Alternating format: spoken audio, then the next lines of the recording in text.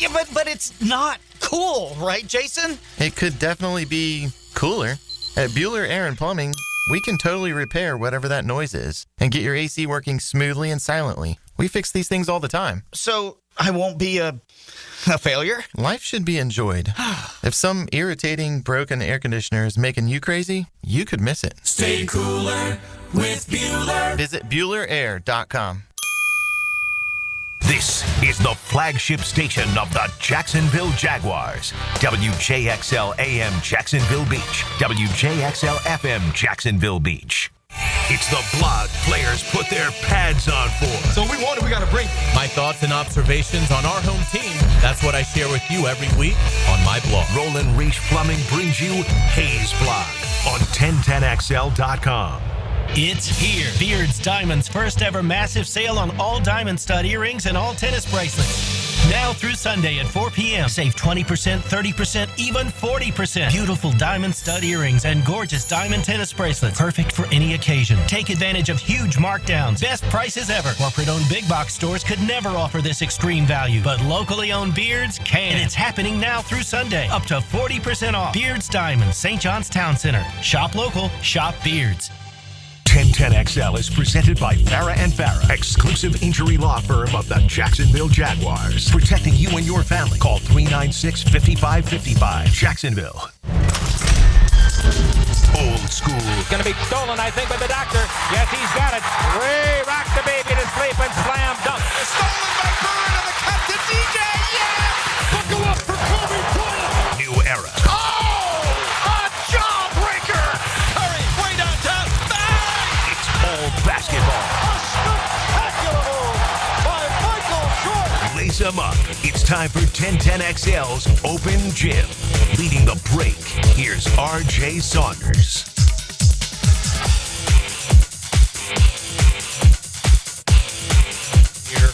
On a Sunday, RJ Saunders here with you. Sam Nelson also in the studio. We thank you for joining us here on a Sunday as we talk playoff basketball here in the 904.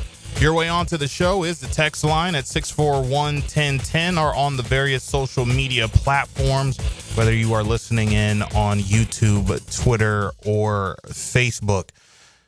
Question of the day, Jaguars fans, we have selected Travis Hunter. I want to know, in NBA terms, can you explain it to me? Was this the equivalent of the Lakers trading for a guy like, let's say, Luka Doncic? Was this like the Orlando Magic when they traded Chris Webber for Penny Hardaway in the NBA draft? I believe that was 1993. Give me the Travis Hunter trade in NBA terms. We're very excited to have Mr. Hunter here in Duval. And heck, who knows? We could be witnessing the birth of what could be the potential GOAT of the NFL. And that's where I'll start. Because speaking of GOATs, months ago we had a conversation, you and I, about who honestly belongs in the GOAT conversation. And Kenny Smith said that he feels it's, if I'm remembering correctly, it's a four-man race. Kareem Abdul-Jabbar, Magic Johnson, LeBron James, and Michael Jordan. Shaq would then also argue Kobe Bryant should be included in that race. And now he also believes, Shaquille O'Neal does, that Stephen Curry also belongs in that conversation as well. Or at least maybe you could make the argument as to whether or not he belongs in that race. Now, here's the weird thing to me in all this. 3 of the 4 that Kenny Smith believes are looked at as GOATs. In recent memory for me, I don't hear them ever making the conversation or giving their argument as to why they should be the GOAT. They normally leave that to us, the NBA fan, whether diehard or just casual. But it seems that even if you have it as a four-man race, two of the three bow down to MJ. Kobe, we know that he wanted to be better than Mike. Some may have think that he succeeded in that. Some may say that he didn't, but I don't think that the Mamba ever said, I'm the GOAT. I think that, which was eerie to me when Tracy McGrady said it, Kobe said that he forever wanted his legacy to be compared to that of Michael Jordan long after his passing, as to whether or not he succeeded in his adventure or his journey into becoming the GOAT. Which now brings me to one LeBron James. Now, following Jordan's retirement, when he had all his superpowers, so I'm going to say 1998, there's been two things. One, the NBA and the fans have been looking for the next Mike. Two, many great players, I feel, that have come after Mike have been trying to climb this Mount Everest, trying to surpass him on the throne. And I still think, to me, LeBron James is trying to put in our minds that, hey, some of you who don't believe that I have surpassed that of Kobe Bryant, Kareem Abdul-Jabbar, Magic Johnson, Wilt Chamberlain, and dare I say that of Michael Jordan, you should really look at what I'm doing, and then even what I did when I was in Miami. And that's where we'll start, because according to Rich Paul, the Heat big three wasn't really a big three. Let me allow Rich Paul to explain it. This was Rich Paul on the Pat McAfee show. People talk big three, but the big three thing has never really worked. And you say, well, what happened in Miami? That wasn't really a big three. There was three guys that went in the lottery, and they did really well individually on their team, so they put up big numbers and had big accomplishments. But when you think about it, Bosh was the ultimate professional. He took a back seat, and he played a role in which, because he had such a high IQ and he was such a professional as an individual, his approach to everything is what made that work. So this made me wonder, did LeBron tell Rich Paul to say this?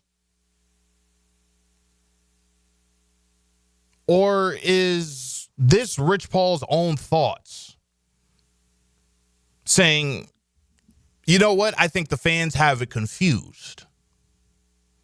Because I've never heard anybody say that the Miami Heat big three was never a big three. In fact, I've heard the exact opposite. That Carmelo Anthony was supposed to be the third guy. It wasn't supposed to be Chris Bosh. That LeBron James messed up the entire fabric of the NBA by putting three all-star superstars together, and this wasn't via the NBA draft, and you all turned out to be Hall of Famers and all-stars during your career together. This was kind of made in a lab together, right?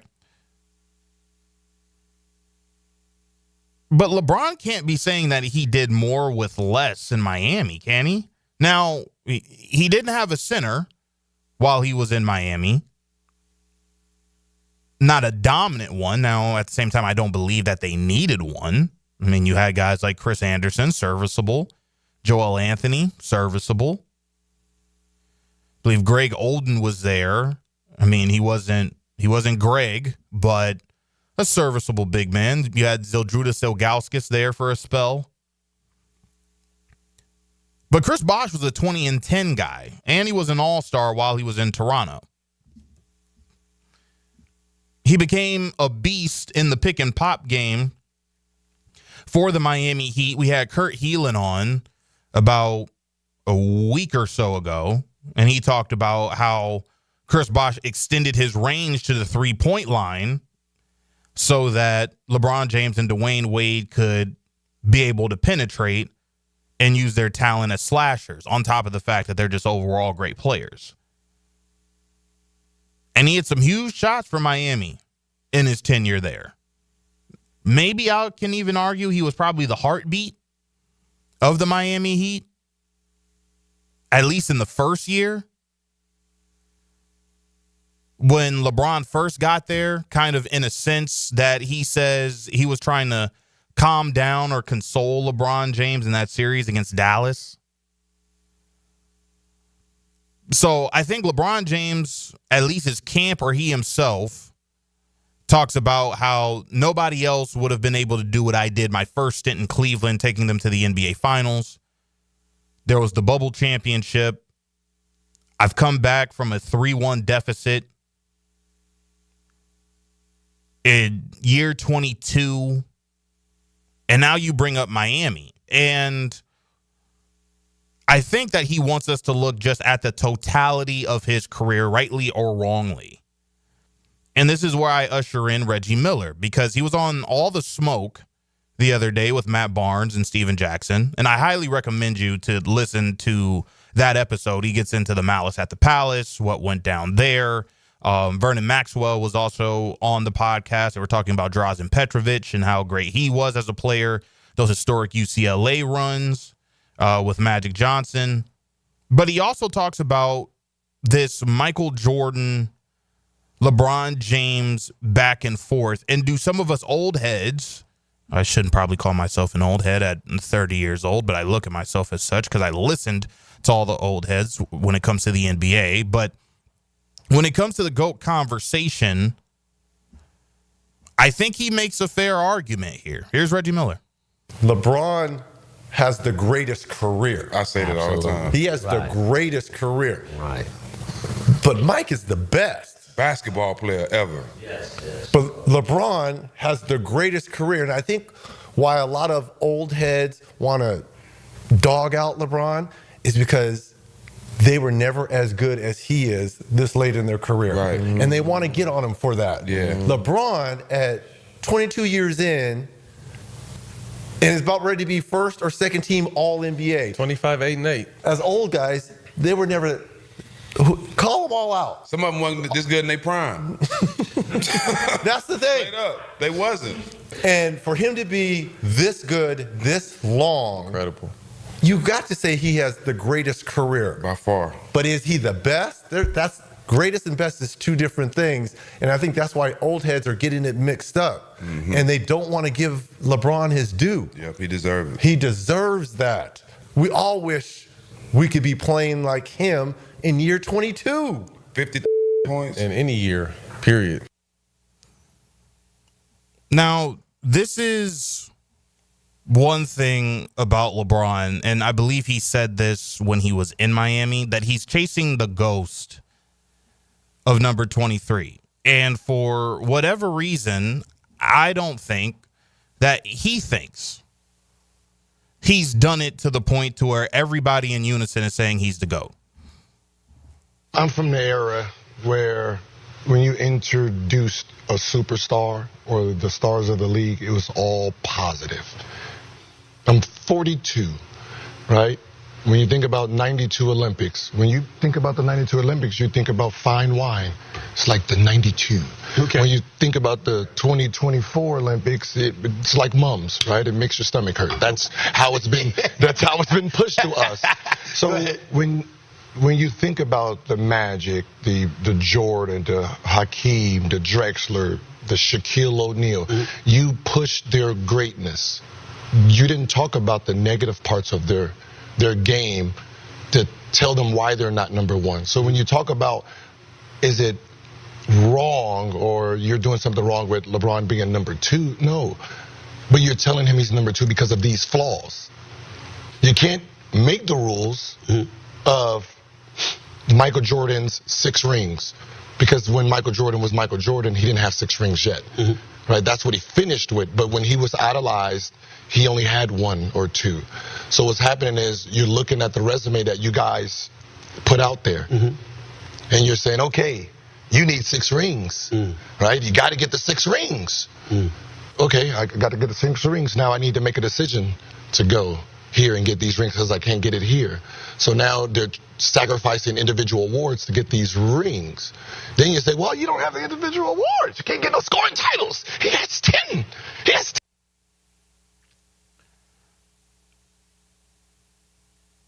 Are we so overprotective of Mike that we fail to see what LeBron James has done? That was Gilbert Arenas on ESPN First Take.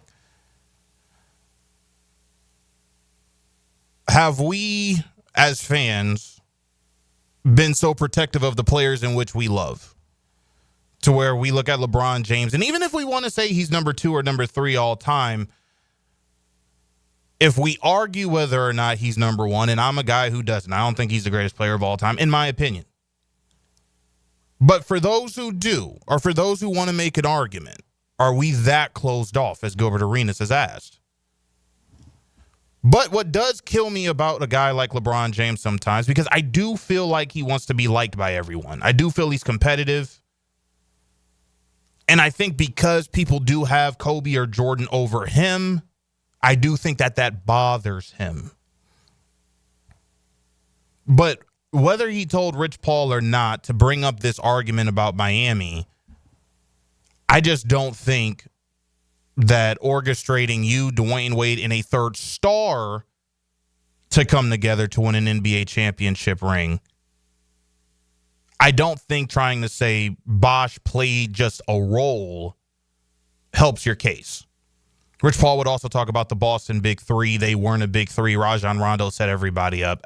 Yes, but everybody there played a role. Kobe's Lakers teams played a role. Shaq and Kobe in the Lakers teams played a role. Bird, McHale, and Parrish, they all played a role. Bosh is a Hall of Famer and was a big piece in getting Miami their rings. He just wasn't a role player. This wasn't, we have Dwayne Wade, LeBron James, and we have Chris Bosh. I think that's undermining just how important of a piece Chris Bosh was to those championships. Not just Dwayne Wade and not just LeBron James, who came up short in the 2011 NBA Finals against the Dallas Mavericks. Those were just my thoughts on the matter. I wanted to talk about it. I believe that was last week when I was filling in for Rick Ballou, but we had to talk about the Jaguars and also had to talk about the NFL draft. It was a week away. We had to get into that, so I wasn't able to talk about this and what Rich Paul had to say, but just wanted to give you guys my opinion. I would love to hear yours on the text line 641-1010 or on any one of our digital studios. When we come back, we will talk about the NBA playoffs. There's a lot of matchups going on today. There have been matchups that have gone on yesterday. Who's hot, who's not, who's proving their worth? Let's discuss next on 1010XL and 92.5 FM. And now, the starting lineup. The Drill Mornings. Jaguars today, 10 to noon. Helmets and heels. Noon to 2. XL Primetime. 2 to 4. The Frangie Show. 4 to 6. Into the night with Rick Ballou and Hacker After Dark. Evenings on 1010XL. Work Zone Awareness Week is a reminder to prioritize safety every time you drive. Road workers are out there improving Florida's highways, and they depend on you to slow down and stay alert. Speeding and distractions put lives at risk, yours and theirs. Let's work together to protect everyone on the road. Remember, when you see orange cones, safety comes first. This is a message brought to you by the Florida Department of Transportation. Groovy, the Jacksonville Business Journal's events director, and on May 15th, we're shining a spotlight on young professionals who are boldly leading the way in business and making our major impact in our community. I'd love for you to join us for our 40 Under 40 Awards as we celebrate these up-and-comers and their achievements. Don't miss this inspiring afternoon of networking and celebration. Tickets are going fast. You have to get them before May 6th.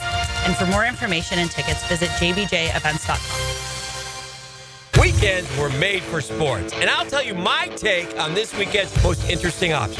1010XL's Media Mogul Hicken here. Watch for Musing with the Media Mogul on YouTube and Facebook. Made possible by Tucker Equipment Rentals in Neptune Beach.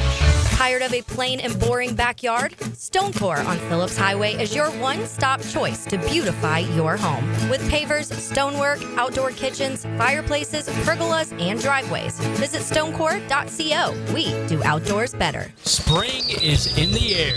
Time to wake up your lawn with Heroes Lawn Care. Say goodbye to pesky mosquitoes with their organic and spray treatments. Perfect for outdoor fun. Keep your lawn clean and fresh with their pet waste removal for homes and businesses. Heroes Lawn Care takes care of it all. From mowing, edging, fertilizer, to irrigation, and much more. Visit heroeslawncare.com. Are you ready to reclaim your backyard?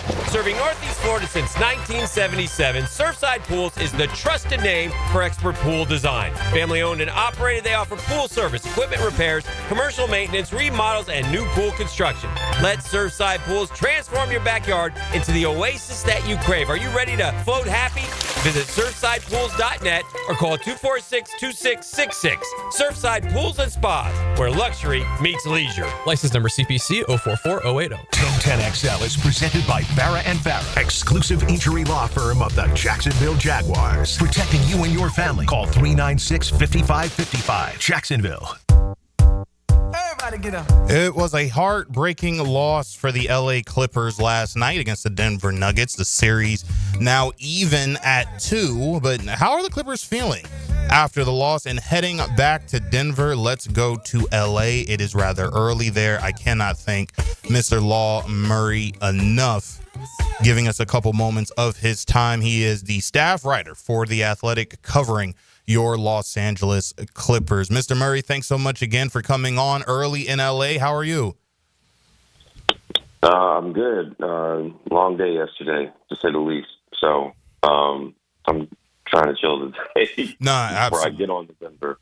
Absolutely. And I want to get you in and out of here as quickly as we can. Just had a couple of questions that I wanted to ask you about the Clippers matchup against the Denver Nuggets, because it's one I've been watching closely, but wanted to start with this. I understand that Ty Lue wouldn't answer your question before the series started about what he thought about the Denver Nuggets and their defense against the Clippers and the strengths that they had there. But have you seen any of the strengths that you wanted for him to point out against the LA Clippers, and has it had any effect at all on Los Angeles, in your opinion, in this series? Well, I mean, the best thing that the Denver Nuggets do defensively, even as a bottom 10 defense, is they defend without fouling. And I thought that in this series that you're hearing the word physicality a lot, not just in this series, but throughout the quarterfinals so far in the playoffs. And the Nuggets are a big team. Right. You know, they have positional size at really all 5 positions. You know, when you talk about their starters, Jamal Murray, Christian Brown, Mike Porter Jr., Aaron Gordon, Nikola Jokic, all those guys are above average from a size perspective. Now, athletically, they're not special. I don't think they have maybe Christian Brown, maybe Aaron Gordon, but even those guys, like, you can find better plus athletes, if you want to call it that. Right. But this is a Nuggets team that they're not going to put you on the free throw line. I think they're very conscious of that. They don't want to get their guys in foul trouble because they don't have a good bench, whether Russell Westbrook is available or not. And I think you're seeing that in this series. The Clippers are one of the best teams in the NBA this year at getting to the free throw line themselves, and they're not really having a lot of success in that category. When you look at, they played 4 games now. The Clippers have not made 20 free throws in a game in a single one of these games yet. You know, they've only attempted 20 in one game. That was Game 3, and that happened to be the most lopsided game in the series. Right. I think really that's the key. You know, the one game that wasn't close, the Clippers kind of walked through the free throw line. You haven't seen that, and I think that's going to define the series. You know, like, if the Clippers are held under 20 free throws then their offense changes. And Denver, look, the paper says that they're not a good defense, but they're having success in that particular factor. And that's something that I anticipated coming into the series. And that's something that's really been the case through 4 games. You can follow him on X at LawMurrayTheNU. He is the staff writer for The Athletic, covering your Los Angeles Clippers, here with us on Open Gym. You talked about the physicality of this series. You asked Norman Powell about it after the game, and he says that we got guys who like physicality and who are able to play through physicality, especially in this series. It doesn't bother them much. How do you think the Clippers have handled the chippiness of this contest so far in the opening round? It's been a mixed bag. I think that the Nuggets needed to show some fight, like literal fight. Right. And it's always about how you respond to it. Like the chippiness from game 2, for example, when the Clippers were down 1-0, I thought that, especially Norman Powell, he was great. He locked in. I thought the chippiness that I saw at the end of that second quarter, I was interested to see which team would respond to it more. And clearly it was the Denver Nuggets. You know, right in the immediate aftermath of everything that went down right before halftime of Game 4, the Clippers they were down 2, and they had a few seconds to go, and the Nuggets couldn't foul. It would have been free throws that could have tied the game. The Clippers didn't get a shot off. Norman Powell turned it over.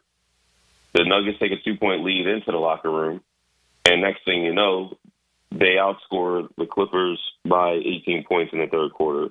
I thought the Nuggets were significantly better in that department in Game 4.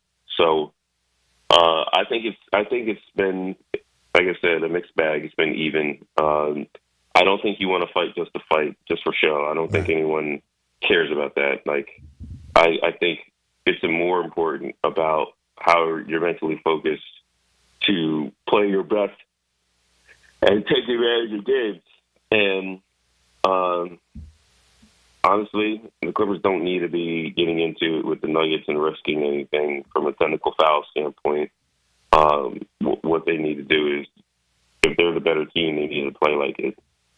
They played like it in games 2 and 3. They did not play like it in Game 4.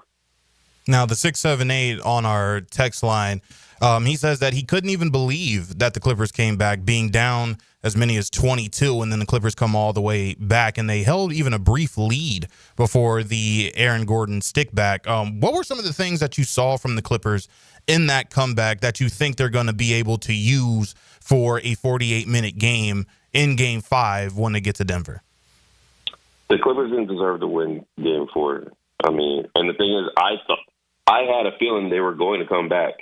I mean, they're down 22. I'm like, I mean, if they're going to get blown out, then that's a damn shame. But if they have any bit of spark, I was going to very much lock in, because I've seen this team come back before. They had the weapons. They had the circumstances.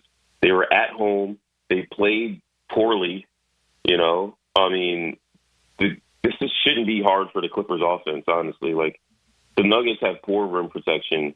The Nuggets don't have the best defenders at the point of attack on the perimeter.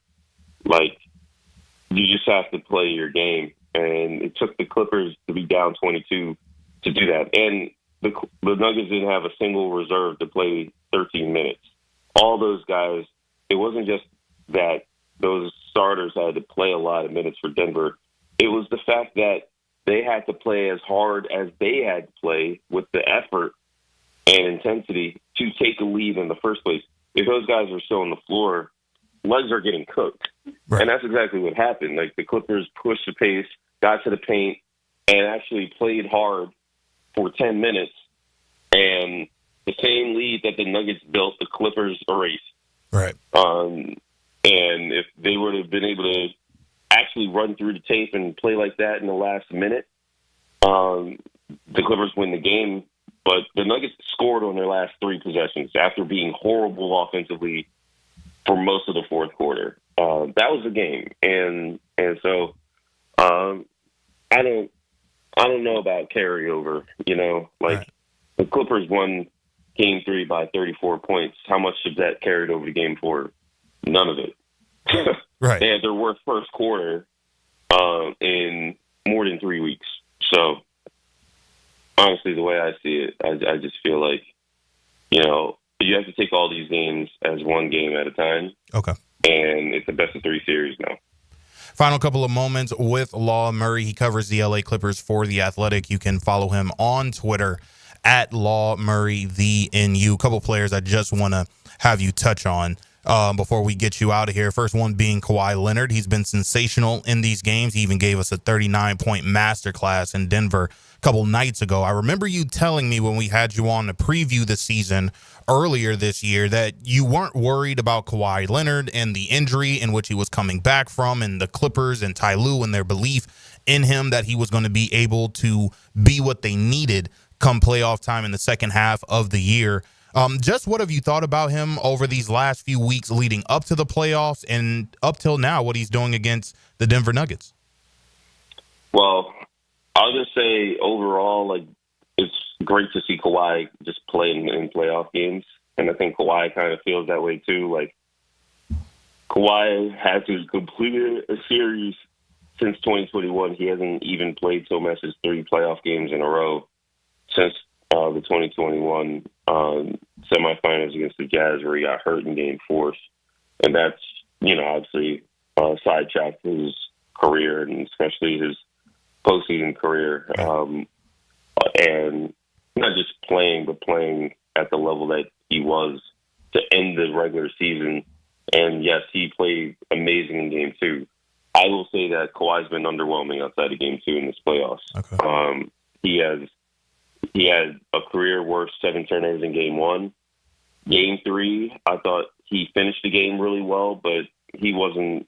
I expected the Nuggets to throw the kitchen sink at Kawhi in Game 3. So him not playing as well in Game 3 as Game 2, not that big of a deal. You saw the Clippers had more than enough to win without Kawhi being great. That wasn't the case in Game 4. Right. In Game 4, I thought Kawhi was underwhelming again until the fourth quarter. But Kawhi missed a big 3-pointer that could have gone a long way towards the Clippers winning Game 4. He misses a 3 with the game tied. The Nuggets get a bucket from Jokic to put them up 2.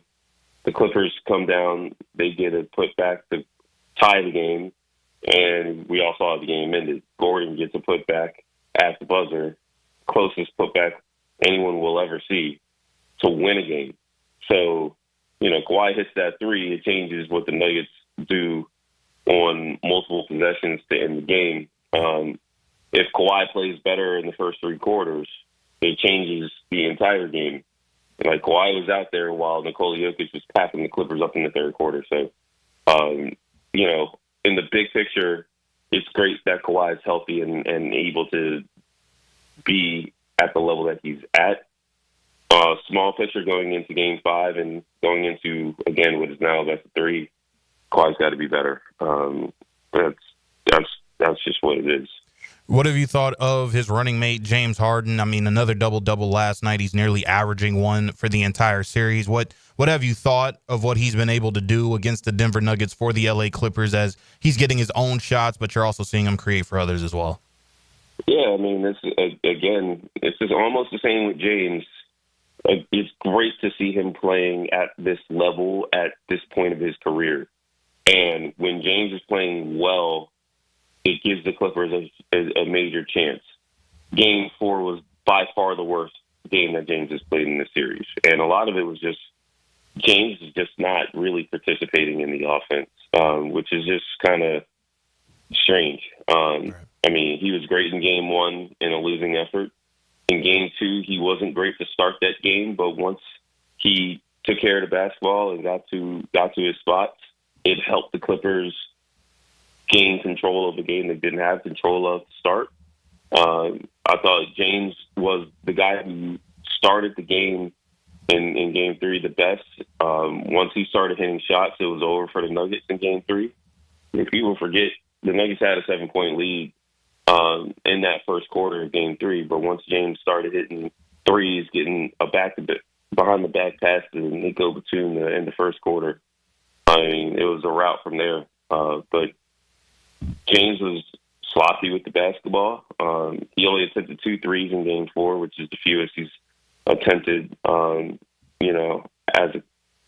believe it's one of the fewest that he's attempted all season.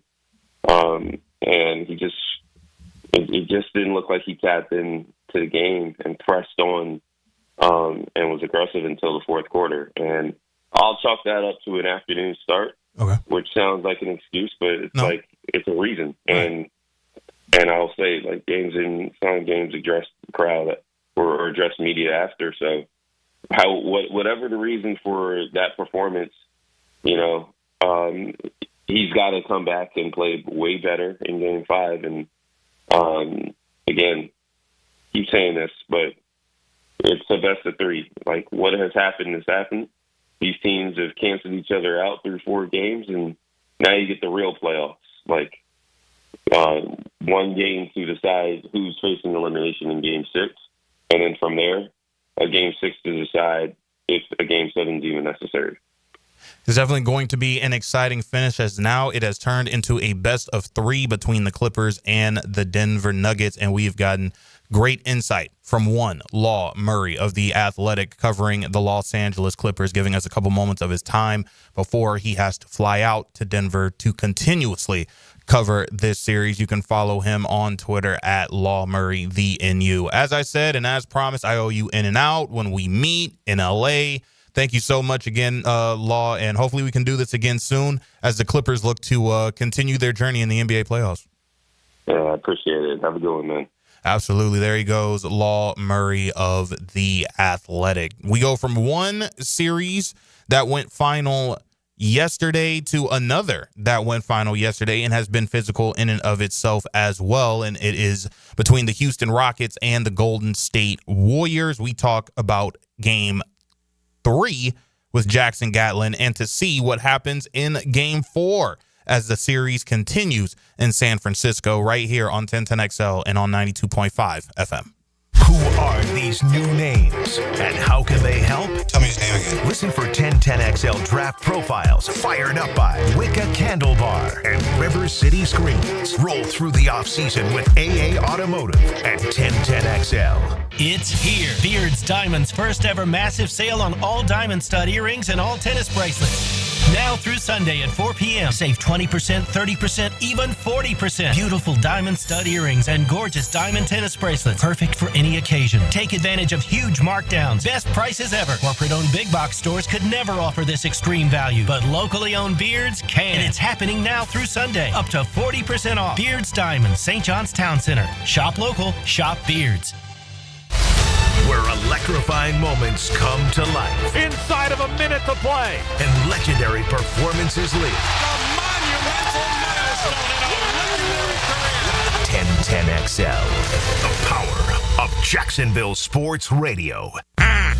Got a leaky faucet, AC blowing hot air, a funky smelling septic tank? No worries, Duck Rooter has your back. We're your one-stop shop for plumbing, septic, and air conditioning, so you can stop juggling 3 companies and just make one easy call. Our expert techs are fast, friendly, and really know their ducks. I mean stuff. Call 904-862-6769 or visit duckduckrooter.com. Duck Rooter, plumbing, septic, AC, and a whole lot of quacking good service.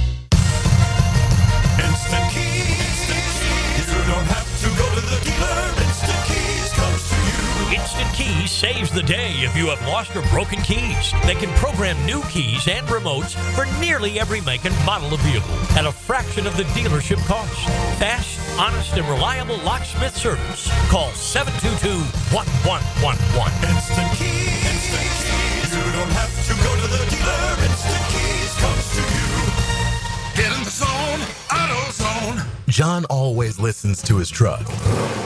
So when his brakes start talking, he goes to AutoZone. where a helpful AutoZoner gets him the right parts. If John has time to put them in, he borrows a kit with Loan-A-Tool. And if he doesn't, he gets a free shop referral. No hassles, just help. Everything you need, nothing you don't. Get in the zone, AutoZone. Deposit required for Loan-A-Tool. Restrictions apply. ET here, and Twin Peaks is the best in the game. Here, your favorite drafts are poured at a frosty 29 degrees, and rare barrel-aged whiskeys are served just the way you want them. It's bigger game days and bolder fight nights. I mean, where else can you find Scratch Kitchen that always comes in the clutch every day from lunch to late night? Only at Twin Peaks, the #1 sports bar. Hit a home run for happy hour and ask your Twin Peaks girl about local specials on drafts, cocktail shots, and more. Come on, somebody. Okay, sports fans, Hicken here. Let's talk skin. I and Beaches Dermatology are reminding you all to wear your sunscreen. Spring is here, and that means more time outside. Grabbing the clubs for your tea time? Bring the screen. Heading out on the boat? Bring the screen. Headed to the beach? Definitely bring the sunscreen. All in all, make sure sunscreen is included in your outdoor activities. If you have any concerns now, give Beaches Dermatology a call. I've been seeing them for years, and my skin thanks me for it. Call today online at beachesdermatology.com. Mia here, and I'm just going to cut to the chase. What you really want to know is, why buy from Arlington Toyota? How about over 800 vehicles, one lot, 60-day exchange, and friendly credit for everyone? Plus, right now, get zero down and just $288 per month for a pre-owned 2022 Toyota Corolla. Or how about no payments till August 2025?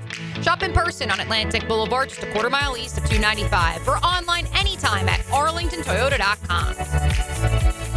1010XL is presented by Farah & Farah, exclusive injury law firm of the Jacksonville Jaguars. Protecting you and your family. Call 396-5555. Jacksonville. It has been a physical one between the Rockets and the Warriors in their series. And if you're an NBA fan, you've enjoyed every dribble, but not more than our next guest who covers Houston as the host of Locked On Rockets as well as the Locked On NBA podcast. He is Jackson Gatlett, my brother, all the way from Houston, Texas. So gracious, giving us a couple moments of his time. Jackson, welcome back to Open Gym, man. How are you?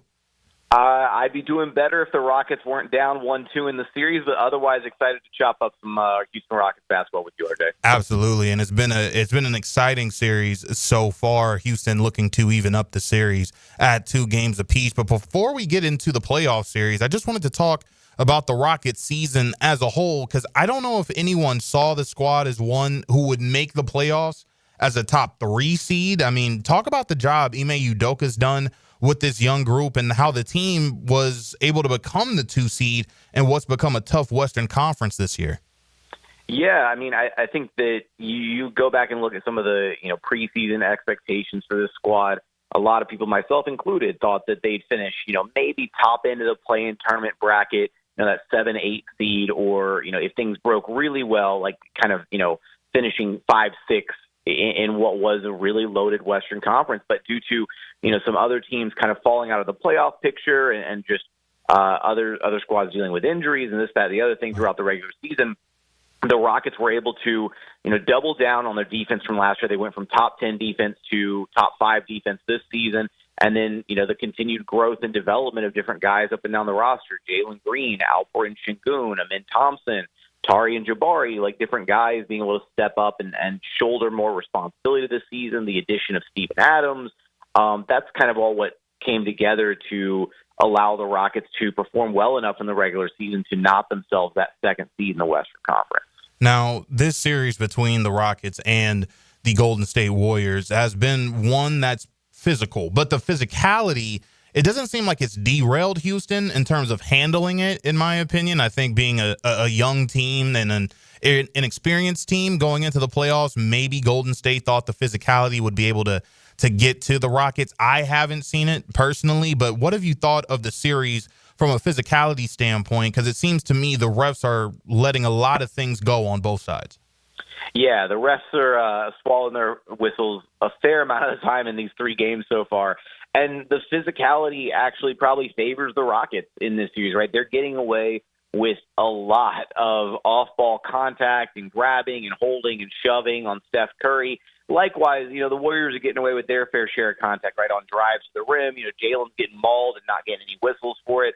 So at the end of the day, I think the increased physicality of this particular postseason series favors the Rockets.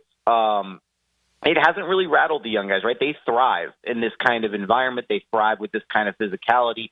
They relish these kind of opportunities. It's been more about the X's and O's execution game to game that has really kind of bogged down the Rockets, unfortunately. Continuing our conversation with Jackson Gatlin. He is the host of Locked On Rockets and Locked On NBA. You can follow him on X at JT Gatlin. Jalen Green, how important is he going to be in this series? Because to me, and I know to you covering the team closer than I have, he's really been up and down. I mean, he didn't have the greatest game 1. Game 2, I mean, he absolutely dazzles. Game 3, only 9 points. And it seems to be that's been the tale of the season for one Jalen Green. Just how much do the Rockets need him to be what we saw in Game 2 in order for them to win this series? Well, this team will only go so far as Jalen Green takes them, but what's funny is they don't even need him to be what he was in Game 2 for them to win this series. You know, Game 2 was fantastic, right? 38 points, 8 threes. It was awesome to watch him go on an absolute offensive tear in that game. But the real thing that happened in Game 2, right, is he just took what the defense gave him. And the Warriors had a really big adjustment in Game 2 where they took Draymond Green off of whoever the primary ball screener was for the Rockets, which allowed Jalen Green to be attacking guys like Quentin Post or Kevon Looney or sometimes even a smaller guard or a wing, as opposed to having Draymond Green be that backline defense or be that big man that you had to beat off the dribble in Game 2, and he was able to feast because of that. In Game 3, they went back to Draymond Green being the primary defender in those ball screen actions, and so you saw a lot of opportunities where Draymond either got switched on to Jalen Green or Jalen Green would, get the screen, try to get downhill, and he had Draymond Green waiting on him. And Draymond Green is an all-time defender for a reason. He reads those pick-and-roll coverages beautifully. He puts a lot of pressure on Jalen Green